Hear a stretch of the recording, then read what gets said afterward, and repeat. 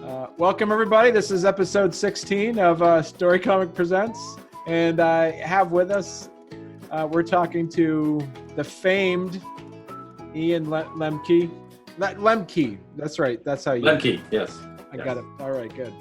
All right. So he's worked on, he's worked with many companies, White Wolf, FASA, Zenimax Online, Icarus Studios, Green Ronin, along with literally dozens of other companies, gaming development companies, either through tabletop role playing or video games through as a freelance writer. So, Ian, thank you for joining us. This is gonna be a pretty quick hour because I'm sure there's plenty of stories and fun things we're gonna be talking about. So, thanks for having me. Yeah. It should be fun. Yeah. See what we can get into. Yeah, so what we'll do, we'll jump right in as as we normally do here. We want to kind of give people a background of how you got into writing and how you got into game development, and kind of give us a little bit of a background on, you can start at the age of 5, you can start at the age of 15. It's completely up to you, Ian. Well, D&D didn't really exist when I was 5, so no. I started gaming at 7 when my dad brought home this new thing called Dungeons and Dragons. Been playing nonstop ever since. Usually game mastering more than playing. But it was in the 90s, right after Vampire came out, Vampire the Masquerade. I was doing some LARPing.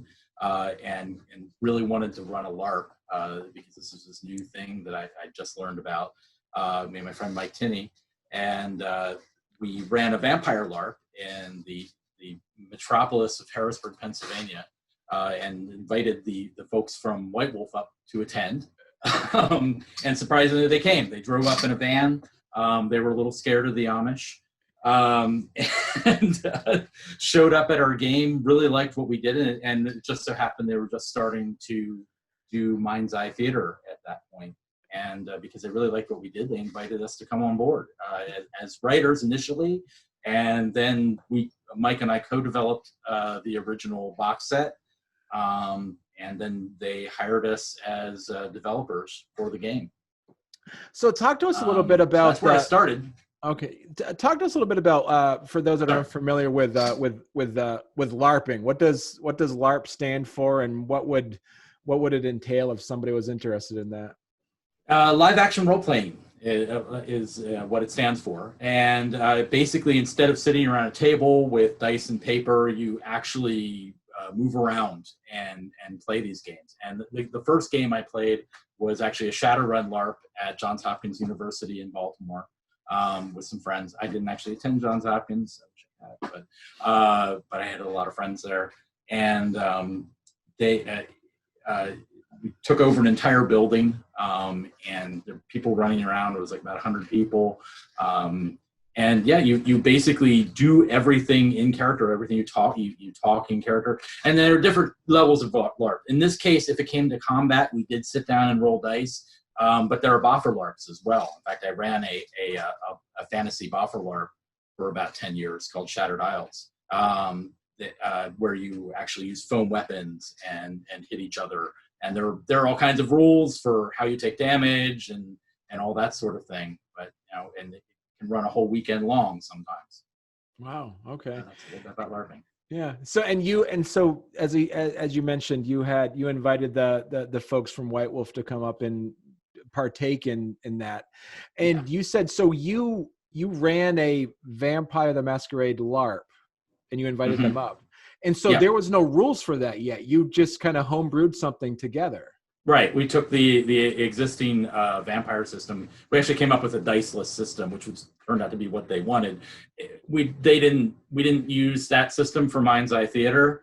But yeah, it basically was a comparative kind of thing based on your stats. You could spend blood and willpower on the spot to modify what you did.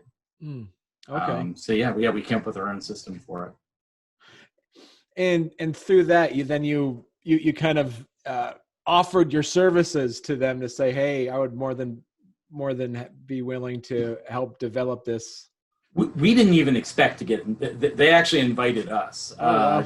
We got a call afterwards, and we're like, we really liked what you did with the convention. Would you be interested in freelance writing for the game? And we were like, yes, please. And so we did that. We also ran a number of play tests, weekend-long play tests at conventions of the Mind's Eye Theater system as it was in development. Went down to Atlanta for a designers conference they had down there. For it, there were everybody that was involved with the writing there, and then Mike and I guess just sort of had some of the good ideas and seemed the most interested. So we ended up being hired. We were hired freelance to develop the original box set, and then later to actually come down and develop the line, because there were additional books. We did Apocalypse and so on and so forth for the line.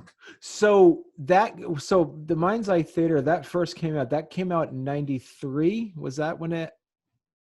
Yes, I believe so. And that's when we moved to Atlanta. Yeah. Okay. 93. And so in '93, that was when they then released Mage at that point. So they were already 3 titles deep, and so they were already planning on having the entire, as you mentioned, the entire box set of having all. Were they planned once they hired you to do the first one for Vampire to actually do all 5 for all 5 titles? That was originally the plan. We didn't end up doing that, mostly because, Mage was just, I think there is actually an Awakening now, but that came later. At the time, the idea of live action Mage just seemed a little too ethereal or something. It was a little too much to deal with in a live action setting. The other settings are a little more visceral and a little easier to handle live action. Mage can work, but it really needs some adjudication by a storyteller to be able to do the spells. It's hard to do that. It's harder to do that off the cuff. Right, and they had so really then the 3 more popular ones was the one for Vampire, Apocalypse for Werewolf, and then Shining Host for Changeling. Right. Yeah, those end up becoming the most popular ones. Yeah. And did you work on Shining Host as well? I did not, because that was just starting to come out right around the time I left. I believe I had some initial input on it and such, but I didn't actually work on that game. And I was neck deep in Changeling up until the point that I was no longer with the company. So it was. I occasionally did some freelance, some sort of in-house freelance work and occasional freelance work for other companies, but mostly I was doing Changeling and Dreaming. Right. At that point, we were putting out 9 books a year, which is, you look at what game companies put out for a line now, that's kind of insane, especially for one developer. Right. Yeah. So there were a lot of very, very late nights. So you were one of the leads on their 5th title, Changeling the Dreaming. Yes, I was the lead designer, and well, myself and Mark Reinhagen. Myself, Mark, and Sam Chupp, who was with the company at the time, were sort of the 3. We would spend a lot of time in Mark's office just bouncing ideas and talking it over. And then I eventually became the full-time developer for the line. The original Changeling to Dreaming was a lot, the 3 of us, a lot of Mark, things like Changeling cards, things like that. I don't know how much I want to say on that. I think most people know my feeling on Changeling cards. Not Arcadia. I love that game, but the cantrip cards. Yeah. I forget where I was going there, but yeah, it was the 3 of us, and then 2nd edition was pretty much. I was given pretty much free reign with that. Yeah. Well, they had, and it's interesting because I know that came out in '95. Changeling the Dreaming came out in '95. And summer of '95, I remember going to pick up the book in the game store, and it was the first color White Wolf game, the first all color printed White Wolf game, and one of the few color role playing games at all at the time. I think Castle Falkenstein did a lot of color, but almost none of them were as full color as Changeling at the time. Yeah, it was. We had, when it was fun, I remember and I'm sure this wasn't this. I'm sure that this wasn't this wasn't on purpose, but I remember when I opened up that book, there was still, you have these certain smells of, like that will remind you, they'll take you right away. Like when I smell, when you smell the Christmas tree, reminds you of Christmas, or orange dial soap reminds me of my uncle. But, but I read that book. And I remember there was a specific smell about that Changeling book. I don't know if everyone ever told you that, but there was, you open it right into the book. I don't know if it was the ink or something, but it affected all five senses. It was tactile, visual, hearing the flipping, but the smell. There was a scent to that book that really, brought it back for me. So now I want to dig out my first edition Changeling book. it's stick my nose into it. You gotta get really deep into the spine now, because I remember there was a book when you opened it up. No, nothing else. I remember, role playing it, because every once in a while it'll take me right back to my college days running Changeling the Dreaming, and it has that smell will take me right back to it. And it kind of it's those little surprises, like when I discovered that Wraith the Oblivion, actually the first edition actually glue in the dark. I didn't know that. Yes, yeah. I'd actually forgotten about that. But the first edition glowed in the dark. Yeah. So give us a little bit of history then on, briefly about just how that went from going from the working with the Mind's Eye Theater, then being the lead developer in Changeling. Give us a little bit on how that went from what was your role, because then we'll get into how the techniques later for people that are looking to be writers. How were you in charge of, did you have like a list written all out to say, all right, this is how we're going to do it in year 1, year 2, how much did you have that map out? Because you did have the spines had pictures on it. Right. So there was a plan, right? Well, there was a plan to put the picture on. We never completed the full thing, unfortunately, but the plan was to do that, assuming there had been enough books. But sorry, I was looking back at my Changeling books for some reason. We generally scheduled out about a year in advance, and then I would sort of rough sketch beyond that. Okay, this is what I think I'm going to do, because it really didn't matter which books came in which order, because we just put the rest of that picture on it as it went along. That was Rich Thomas who came up with that idea. It was a really cool idea. I wish we'd gotten enough books to finish the whole thing. Usually about a year in advance, always a year in advance, we would know what we were doing. And I would just sort of do a rough sketch of what they were, usually the titles and what, generally what it's going to be, page count, that sort of thing. And then, as I got closer to each of them, I do a full outline for them, chapter by chapter, and then often within the chapter, even, different sections of the chapter. And that would be the outline that would go to writers then. And I sort of go back and forth with them a little bit, and then usually they give me like sort of a very rough, not even a rough draft, but like an outline of what they intended to write in that section. Okay, yeah, that works. This doesn't. That sort of thing. Sort of go back and forth. And I'll tell anyone who's looking to do freelance writing, do be creative. Do come up with your own ideas and your own pitches, but also keep it within the outline that the developer wants. Because if you go off over here and somewhere else, and the developers asked for something very specific, they're going to say that doesn't work for this book. We're not going to be able to use that right. Always run it by the developer first. Right, because I did say, you look at the credits in those books that you developed, and you have an army of writers in those credits. Mm-hmm. So a part of your role was not only from the creative part, but there was a significant management job that you had to do as well. Oh yeah, as a developer for a line, generally, it depends which company you're working for and such. But at White Wolf in particular, particularly in the early days, you were I hired the writers. I organized the books. I wrote marketing text. Eventually, we had more marketing people in house that would tend to do that. But I was pretty much involved from the beginning to end. Of course, you had production who did the layout and ordered the art. So, but even today, I'll just go through like what I do for Green Ronin. It's pretty much the same. Come up with the concept for the book, hire writers,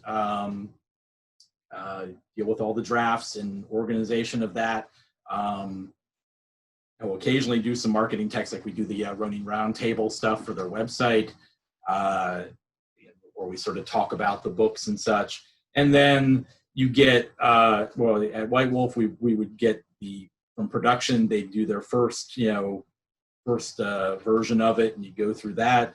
And then you, when it goes off to the printer, you get the blue lines back. It's their first, we call that because it was all in blue. And you go through all that and make sure the layout was proper and everything. And hopefully you've caught all of your mistakes and page XXs by that time. And so how much was your role also, as where you just had to get your own pencil and then kind of have to write over some of that stuff to make sure it flowed the book flowed in the right way? I would usually almost always write for a book. I'll write the introduction, because that sort of is the introduction to the book and ties it all together. And it varies from book to book. There were times where I had to, rewrite significant, or have to still, rewrite significant portions of the book.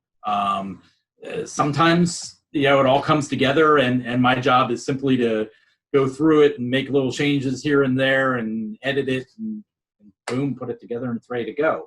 That's rare. But basically I'll plug the holes is what I do. Find the places that like you said, the writing doesn't flow together, the chapter, or there's something missing. And, and I blame myself usually as much for that as the writer, if not more, because I should have told them to write that, right? so that's sort of on me. Or sometimes I'll leave a portion for myself. There might be something that I feel is something that as a developer, I probably know this material best, and it might be a portion that I really want to write. Right. So again, that varied greatly from book to book, how much I contributed to it, but always something. And you went so you were there with White Wolf for a pretty good time. That really kind of launched your 5 years. That kind of launched your career, and then from there you decided to give video game developing a hit too after that, right? Is that most of my career has not been me deciding so much as opportunities happening, jumping on something. I sort of stepped away from tabletop role-playing games for a while after White Wolf. There were some dark times. I'm good buddies with everyone now still. I mean, I never had any individual personal problems, but just the industry as a whole, sort of, I was a little burned out from it. I mean, he said 9 books a year, right? Yeah, you're kind of done with it at that point. And so I kind of stepped away for a while. And then one of the people that I worked on a LARP and a fantasy LARP, and I'd given him one of his first, or gotten him one of his first freelance projects, was developing a MMO, massive multiplayer online role-playing game, called Fallen Earth. And we were talking at a party, and he was like, "Hey, I'm still hiring. Hey, I'd be interested." So I ended up working for him. Moving to Raleigh, Durham, North Carolina, and working on Fallen Earth for about 5 years. So okay, and you also worked a bit on Elder Scrolls Online as well. We were nearing the end of the development cycle for Fallen Earth, and things were looking a little bit weird at the company. It was an indie company. I'm very proud of the work we did on that game. you and I were talking before, and I mentioned that, you know, pretty much almost no one who worked on Fallen Earth had worked on a video game before. So, so it was an interesting project. And we didn't think there was going to be, you know, I wasn't sure about the future of the company. So I started looking elsewhere and ended up getting a job with Zenimax Online, working on Elder Scrolls Online. And which took me back up to Baltimore, which is where I'm from originally. So. Oh, okay. And you worked on, and you're basically doing the similar thing you're doing with Changeling, where you were As a lead designer. You were the lead designer, so you were actually in charge of making sure quests were and everything was written out about that. Talk to us a little bit about what were the similarities and differences between doing game design of from a tabletop as compared to as you're designing stories and quests for a video game. What were the similarities and differences there? Well, on the top level, my actual job was actually very similar, in that I would often come up with the idea, you know, a lot of the concept for the zone. I would, you know, work with people on my team on that too. But I'd be sort of in charge of, okay, what's going to be in this zone? And not necessarily the individual quest, but what's the story that we're going to tell in this zone? And then my team, you know, you can think of them as freelance writers in a sense, would actually create the quests and such. I did, especially on Fallen Earth, I did a lot of quest creation as well. The difference, it's interesting because, I mean, you're stuck in a more linear, even in an MMO, stuck in a more linear format than with a tabletop role-playing game. In a tabletop game, you can literally go anywhere and do anything, where you've got to sort of keep the players on track within a particular area before they can move on to the next area with a computer game. It's a lot more visual storytelling as well, whereas everything in a tabletop role-playing game, or at least most of it, is going to be the game master, you know, guiding the story verbally. So you have to take into consideration what they're seeing and what they're interacting with, and all those things. And then there's, you know, so many other things of just as far as damage output, DPS, you know, all the technical MMO jargon that you have to worry about as well. And then it has to be fun. I mean, that's the one really good thing about both the companies I work for, computer game companies, is that their goal was for it to be fun above everything else. Not saying balance be damned or anything like that, but fun was the number one thing. Right. Yeah. So. Yeah, and yeah, because I know, and I played, you know, I played Elder Scrolls Online. I dove into that, and then I was really excited to. Now I have to go back and look at those quests that you designed to see if they you know, just to see if they have the you know, the Ian signature on some of those there. There definitely are a few. The thing is, I do believe I've worked on a lot, especially since then. I've worked on a lot of different properties, and the important thing is I feel it's very important for a product for a particular property to feel like that property. I don't want to bring Changeling into Elder Scrolls, Right. So I tried to keep with that. Now I did managed to slip in some characters that people I knew from the LARPs that I've run and things like that, and tabletop role-playing games that I've run. A few of those did manage to creep into there and manage to get by.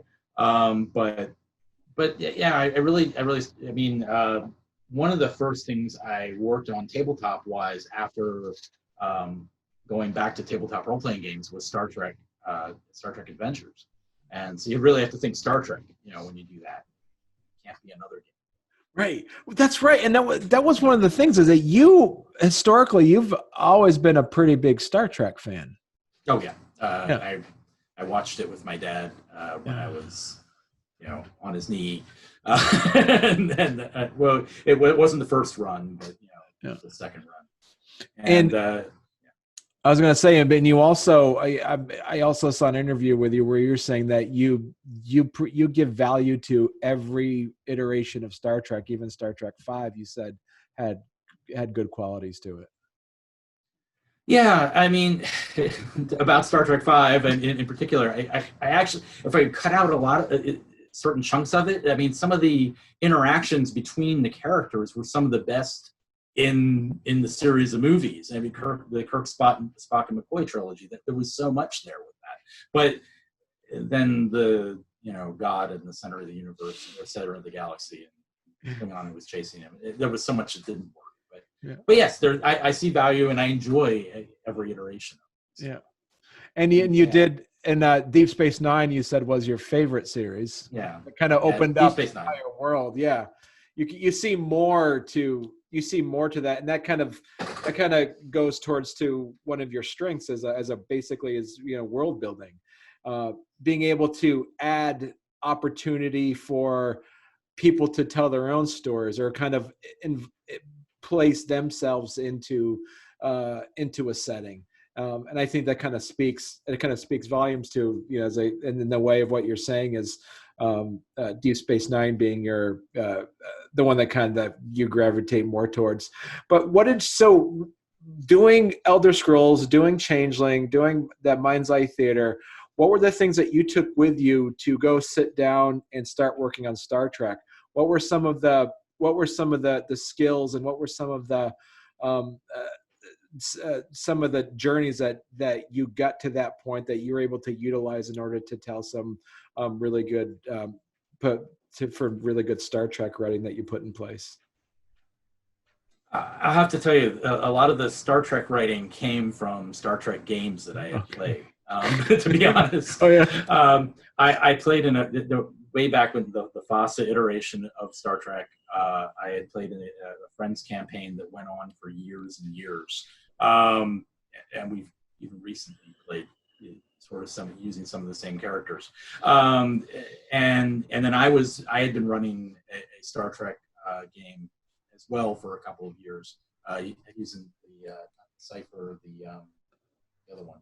But anyway, but so I'd been doing that, and I played so much. I'd run so many Star Trek games that I sort of had this wealth of stories and ideas that I wanted to tell. In fact, the one of the first games I did for Modiphius was the very first adventure that I ran for my group for my tabletop game. I modified it a little bit to fit what they wanted, but so I just sort of had that all in my head. Right. And so how would you describe your style as a game master? I'm very forgiving in that I don't like to kill characters. I'm definitely not a player character killer, and never have been, even back when I played hardcore D&Ds, for second edition. I hated to see characters die. I'm very story driven. I like to see the story come to fruition, and for the characters to be a part of that and to create that on their own. And for me, unless a death is dramatic and important to the story, it's not something that I want to see happen. Yeah. And so after that, after you're working on Star Trek, is that when you started to work on The Expanse? Was that the next step? Yes. Well, it was sort of after I got out of tabletop. Out of MMOs, out of computer games. I decided I really wanted to go back to what I loved the most, which was role playing games. So I just sort of started putting myself out there. Look, this is what I want to do again. And it happened to be that Changeling 20 was coming up. Then I ended up working on that, doing a good bit of writing for Changeling 20. And I figured, well, if I want to get work, I really should probably go to Gen Con. And Gen Con, by talking to people there. And in fact, Steve Kenson, who was the original developer for the core rulebook for The Expanse, worked with me on Changeling way back in the day as well. So it was kind of neat, sitting on the other side of the table from them, basically. So we met at Gen Con previously and talked about Changeling books, and now we sat down and talked about Expanse. And so, yeah, I ended up doing a couple sections for the Expanse rulebook. And then I was hired to develop one of the first books. I did that freelance, and then they brought me on full-time as a developer. So now I'm doing the whole thing. And when you talk about that, where do you gravitate more towards? To the actual creating of the worlds part, or the actual building of systems? Which parts do you tend to prefer? That's a difficult call. I actually love tinkering with systems. Always have.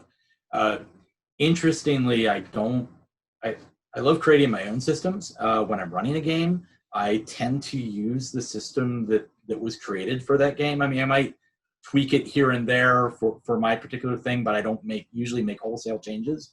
I kind of respect often that a rules system supports the game that it was created for. I sort of don't. I'm not really a big fan of generic systems that sort of apply to everything. I mean, the like Expanse generic. Does. I said like generic universal role-playing system. Right, exactly. Generic universal role-playing system. I mean, the Expanse technically does use the Age system, which was developed by Green Ronin, but the Age system actually works really well for the Expanse in many ways because it's very theatrical. And there were a few tweaks made to it to make it work for the Expanse, such as there's something called the churn, which is a term that comes up over and over again, particularly in the novels. The Amos talks about the churn. Bad things happen eventually. Things keep going well, and keep going well, and keep going well. Eventually, something bad happens, and the churn is part of the system, so that eventually the game master has this ability to bring in a horrible catastrophe. And it's part of the rules set, rather than just saying, okay, this bad thing happens to you. The players can kind of see how they got to that point. Right. Okay. So it's kind of like a karma dice or something along those lines. Kind of, yeah, but it builds. It's basically a track that builds. As you make awesome successes and do awesome things, you're going to get to the point where the world's going to bite back at you. Okay, and that's kind of like part of that proprietary system that they have. I'm sorry. Oh, sorry. Is that kind of, so that was kind of like the proprietary system that they have in that game system? Is it right? It's specific for the Expanse. Okay, and so with the Expanse, and now you're working on the. Tell us a little bit now, because you're now finishing up working with the Talisman, correct? Right. I'm not finishing up. I'm still working on that. Working on it. Yeah. But yeah, and we'll be doing. There's a whole line of books planned for that as well. It's Talisman Adventures, fantasy role-playing game by Pegasus Spiele. I'm not German, so it's based on the Talisman Magical Quest game from the 1980s, and that I ended up getting hooked up with that through going to Gen Con as well and going around and talking to people. And basically, my old partner in crime from White Wolf, Mike Tinney, who I moved down to Atlanta with, had worked with these folks, and they knew they were looking for someone to develop this game, and I was looking for work. So he put the two of us together, and the magic was made. So yeah, for the last 2 years, I've been working on that. It's a completely original system that we came up for the game. The idea was to make the game feel like the board game, but yet be a tabletop role-playing. So yeah, I've been working on that, and we're in the layout stage right now. I'm, in fact, right now proofing the second draft of the layout. So it'll be out in August in time for Gen Con that won't be, or virtual Gen Con, or whatever it is we end up having.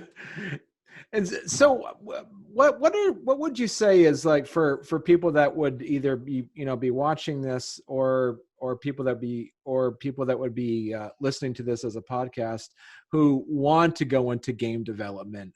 What are some of the what are some of the techniques, or what are some of the advice that you would give some folks like that you wished somebody would have told you a few years ago? Spell check, always.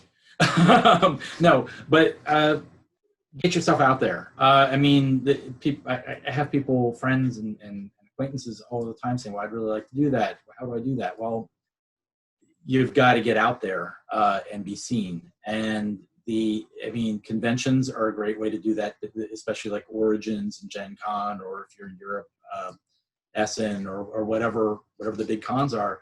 Go around and talk to people. Tell the companies you're interested in working.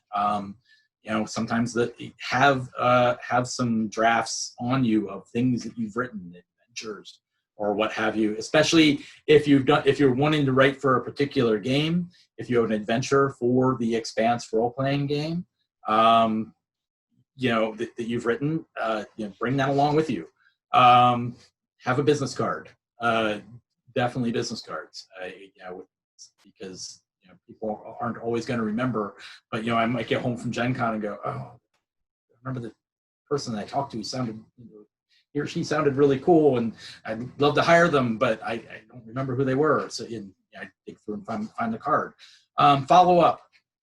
If you get in touch with someone, if they give you a card, you get their card and say, hey, we met at Gen Con, we met wherever, and I'd be interested in, just like a business interview, really. Right. You do want to follow up, and they may say no, or they may say I just can't right now, or I don't have whatever right now, or they may say work on this. They're going to want to see a writing sample, so you definitely want to have something written. No one's just going to take your word that you're the next great tabletop game writer. Yeah. Be willing to start small. Often a new writer, I'll just give it. And sometimes that's why, like you said, Changeling has a host of writers. Well, sometimes I'd be trying out new writers and, give them, 3,000 words or 5,000 words, because there is that thing of, if something falls through, well, who has to write it? That's me. So, yeah, exactly. Be prepared to do something small first. Yeah. So I guess that's the best advice I can give. Just, as writers go, like, because I know from an art perspective, there's you show up with a portfolio and they say you should have at least a landscape this, or like a scene of this. As for a writer's portfolio, is there an example of that you should at least have something, like, for people that want to get into writing for tabletop games? Is there a type of portfolio that you would recommend that you would want to see? Like, I'd want to see this or this or this. Generally, art portfolios, they want you to have like a big portfolio full of multiple things. That's not as important generally for the writing aspect, but as close to whatever it is that you're pitching for. Like, if, again, like I said before, if someone comes to me, wants to write for the Expanse, if they have an adventure they've written for the Expanse role-playing game, that's a big bonus, or some setting material or whatever. And also focus on what you would like to write. If you would like to write setting material and that sort of thing, then have some setting material, have some new planets or something from beyond the ring gate. If you want to write adventures, then have an adventure as a sample. So focus on what you want to write. In fact, I'm not going to give names, but I did recently pick up a couple of new writers for the book I'm working on right now for the Expanse, just that way. They didn't come to me, but they actually hit up one of the other folks at Green Ronin and handed them some adventures that they'd written. And he got back from the convention and it was like, hey, Ian, these guys gave me some interesting material here. Take a look. You might want to hire them for a book. And I liked what I saw, so I gave them a try. Okay. All right. So throughout the entire time we've been talking, it seems as though every aspect of your journey has you saying, I just went there and talked to them and they said yes. So it's like you say, it's about it's putting yourself out there. It seems as though that's like the primary advice, is just put yourself out there. You're not going to get hired sitting at home. Or not contacting anyone. If you can't get out of the house for whatever reason, there's some people who can't, and they're still good writers. our contact information is on the website. Contact the developer of the book or game that you want to hear from, and be prepared for rejection. Be prepared for them to not get back to you. Be prepared for them to not get back to you for 3 months because they got backlog. If you don't hear from them at all, do it again in a few months. I mean, I would never be offended if I got an email from someone and I forgot to get back to them or whatever, and then I get another email 3 months later, and I don't think anybody else would either. So be persistent and get out there. Yeah, that's it. And what would you say from your perspective is too much? So it's like you kind of said, so like if you're sending stuff out to developers, like you said, every couple months, but not every week, right? Not every week. No. If I started getting emails from someone every week or every day, I'd probably say no. Sorry, not interested. It's a little too good. But every two or every. I mean, if you don't hear back from them at all, I mean, I'd say wait a couple of months, but a couple of months would probably be fine. And because of the world, because of the world we're living in now too, how would have you been in a position where people have said, hey, here's a link to my website or like my blog, or here's my writing samples online that you could sure look at as yeah well? If they had stuff online or on a blog or a journal or whatever, yeah, I mean, I'd be happy to look at that too. Again, as long as it was something relating to the material. Just being a good writer isn't necessarily a good game writer. Right. And I've met game writers who were not good writers, and I've met good writers who weren't good game writers. And there is a difference in knowing, in understanding what people like. I mean, I honestly consider myself more of a game writer than a writer, than an author. Is it also because, as you're mentioning earlier when you talked about your work with Zenimax Studios, that things seemed a little bit more linear and they were character focused almost in the video games.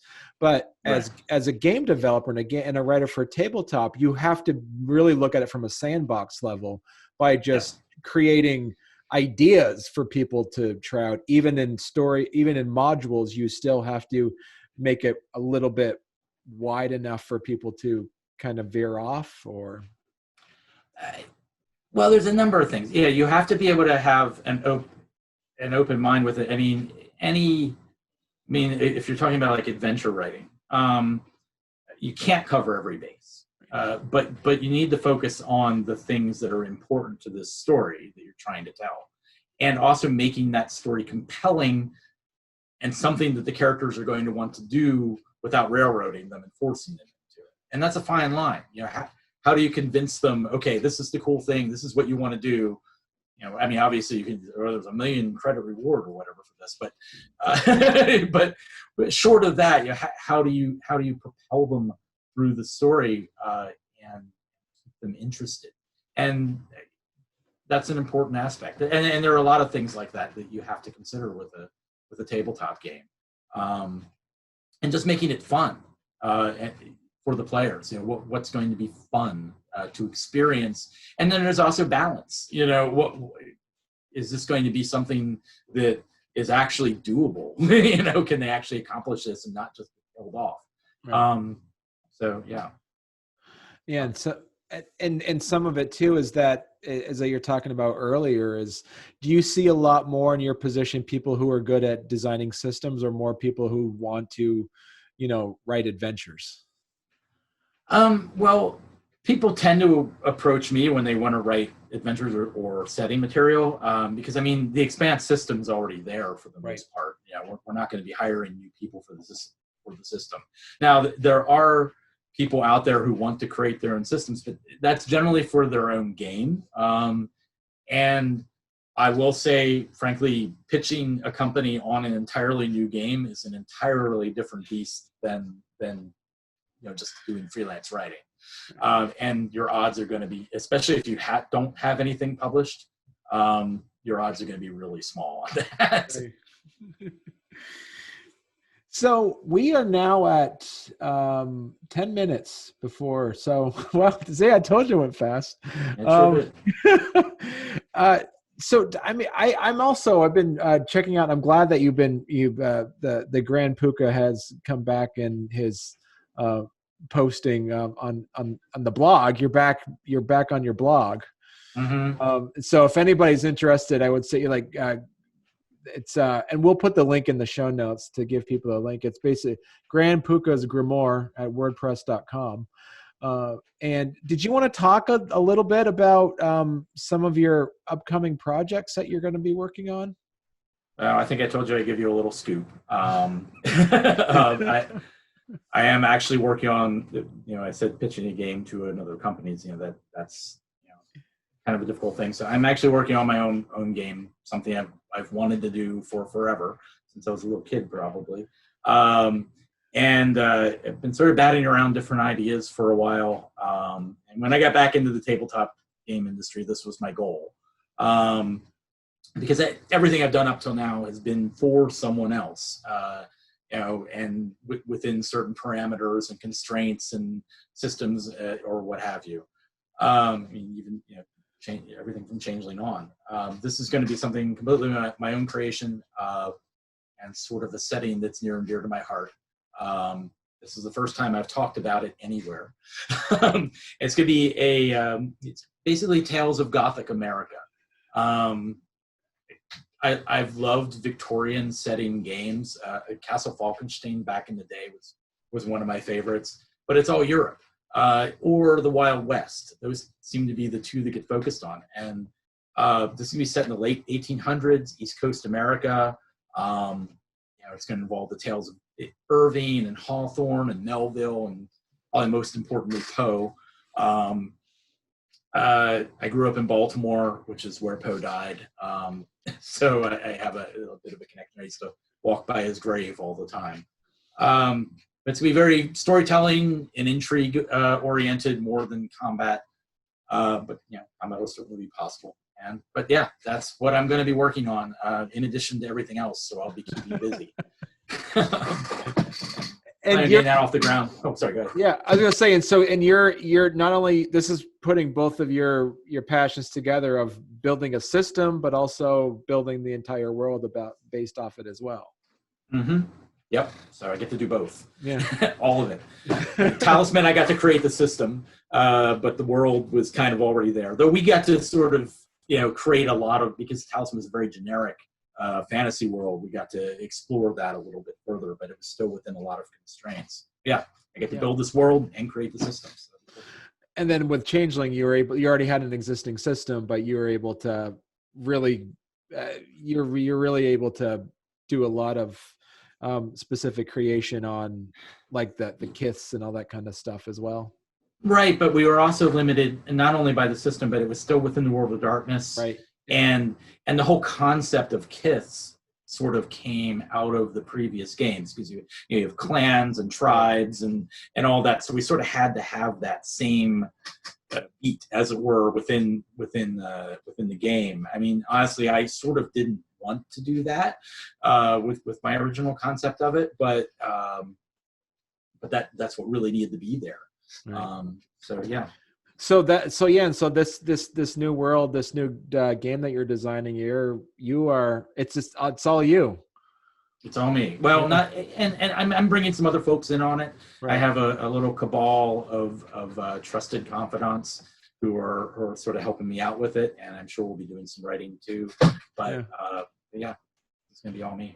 So one last question for you is, like, who do you for those, as I said, that for audience out there, what's your recommendations for people that want to learn more about game design and game writing? What are some good authors you would recommend, or some good books that you would recommend? Good books for game design? Yeah. Is that what you're saying? That's, oh boy, I think you finally stumped me. I mean, honestly, as far as, I've never gotten a lot out of reading books on game design. Yeah. Truthfully, what I would say is read games. Whether you play them or not, read them.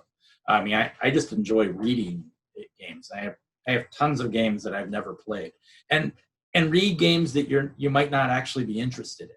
Like pick up and read games that like, well, that sounds weird, or whatever. But there's a lot of really cool stuff out there and ideas that you'll get from other people's games that you might not have thought of on your own. Just their perspective in storytelling or in rules. As far as actual like books written, I know there's a few of them out there, but I haven't actually. Like I said, I really haven't gotten a lot from that. Mostly, I get my inspiration and material and ideas from reading other games, Right. And fiction. Sort of meld the two. Right. Okay. Well, good. Well, so anyway, so Ian, so make sure that when you're ready to talk more about your book, we'll invite you back on, and we'll dedicate the whole, like a preview hour of talking about your new game as it comes out. So, thank you very much, Ian. This was great. This was frankly, this was fun hearing about, your history and just how as you've traveled through your career and to where you got today. And I think you're able to give some significant advice for those that are wanting to get into game writing. So thank you. And if anyone has questions or whatever, they can feel free to reach out to me. I'm always happy to help people out in the industry, even if it's not something directly with me. I might be able to point them in another direction. And so where can people find you? I'm on Twitter. It's the Ian Lemke, and my blog. You can reach me through that as well, and on Facebook. I have a Ian Lemke author page on Facebook as well. Okay, perfect. All right. Well, thank you very much. I'm sorry. Oh, go ahead. I was going to say my Green Ronin address is Ian at greenronin.com. So okay. Always reach me there. All right, perfect. Well, thank you very much, Ian. And we'll talk to you. Thank you. It's been great. A lot of fun.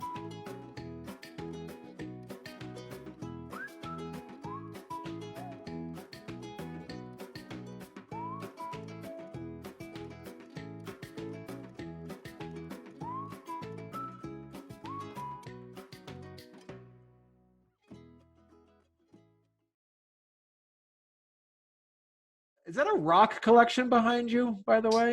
It is a collection of all sorts of things. There are rocks, there are little miniatures, there are Star Trek figurines, there are little bottles. And then is a walking stick there too? Yeah, that's actually my beaver chewed. Oh man, my lightsaber wasn't in the beaver. Oh well. But yeah, it was. I found this like this. And I don't know if you can see it, but it actually was stripped by a beaver. Okay. You can see all of its like teeth marks all over it. It's pretty cool. Wow.